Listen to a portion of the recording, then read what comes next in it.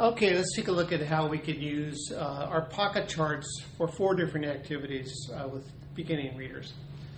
Here's my dog Mardi Gras is my subject of some of my dictations. I bring her to class nearly every semester. So here's a dictation that was done with Mardi Gras, meeting Mardi Gras.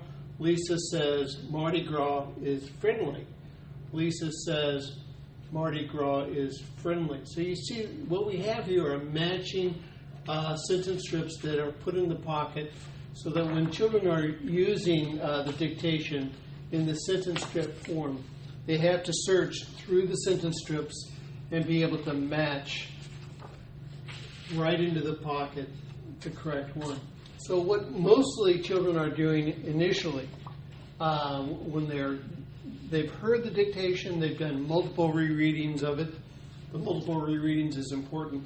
But in terms of word identification, they tend to be focusing right at the beginning of each sentence, and they match it by putting that in there. Okay? So now I've got my chart reconstructed. Let's take a look at another way of being able to do it. Once children have had many multiple rereadings and experiences, you can move beyond the matching activity. Let's take a look. You don't need a pocket chart for every type of activity with the sentence strips. And you can see in this case, here's a Mardi Gras dictation. And I would be assigning students to come over here and reconstruct the chart.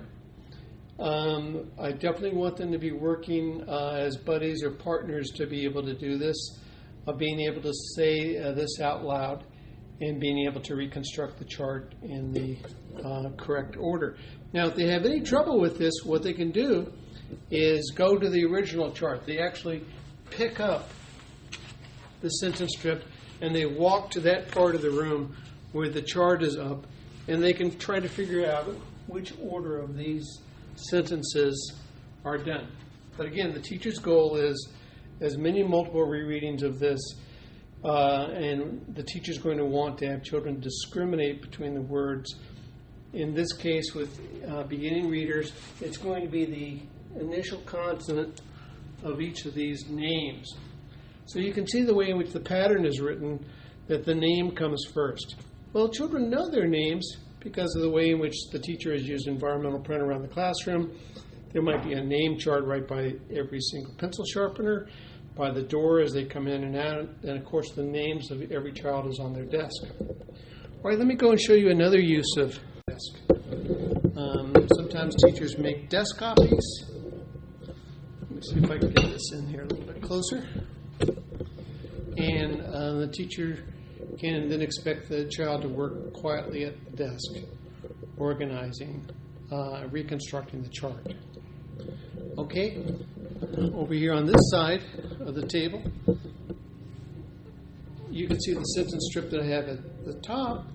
They're intact, but the next more demanding task is to cut the sentence strip into individual words so that the children have got to be able to reconstruct the sentence correctly just by ordering these words as they're now word chips. Okay, so if they can't do that, the teacher knows that the next step to do is to go back up to the pocket chart.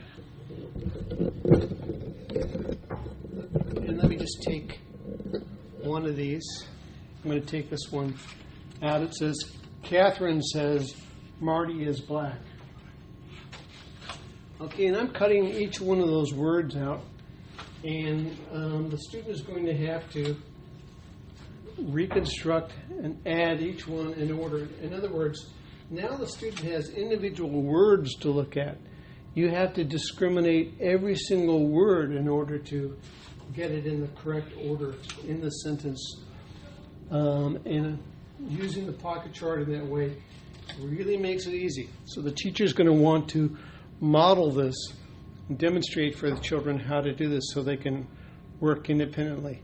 Okay, now this is a much more demanding activity.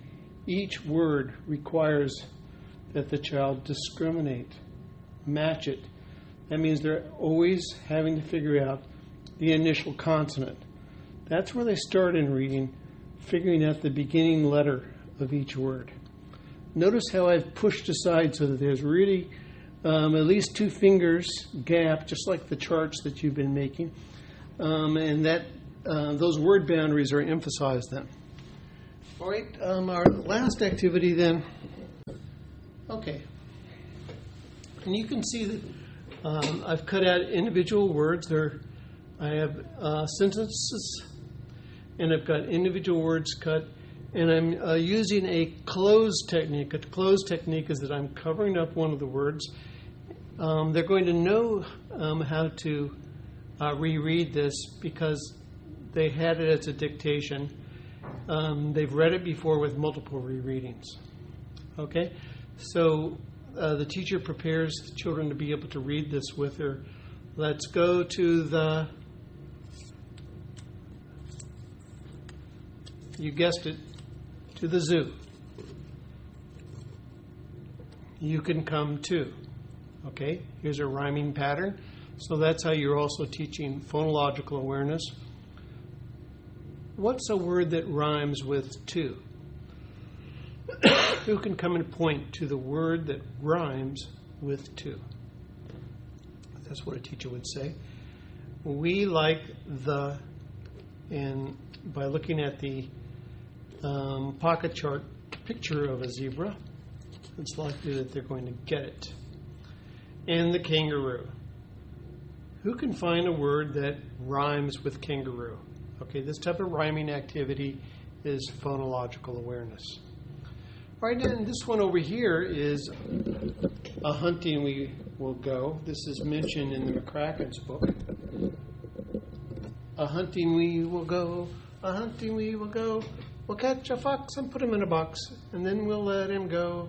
So by modeling finger pointing accurately at each word, you're emphasizing concept of word.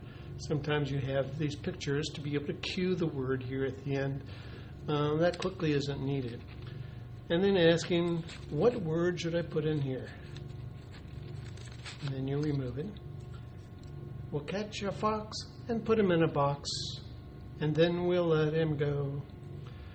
What word rhymes with box? They'll say fox. What sound do you hear at the beginning of box? Everybody say the word box. What sound do you hear? Okay, that's phonemic awareness, where you're zeroing in on a single sound.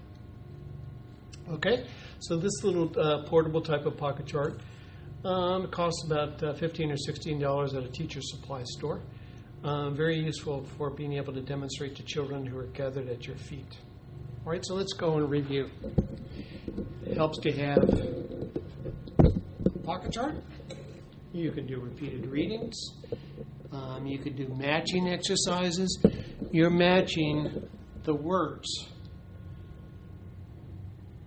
Usually children are going to concentrate on the words at the beginning of the sentence strip. To make this a little bit more challenging, you cut up the sentence strip into individual words. So that Catherine says Marty is black. In order to get this in the right place, the child has to discriminate and be able to do word identification by focusing on the individual words. Second, you can use sentence strips without a pocket chart, and you just have them line it up on the floor. Children need assistance. They pick up the sentence strip and go to the chart. Lastly, children can do work reconstructing this on their desk.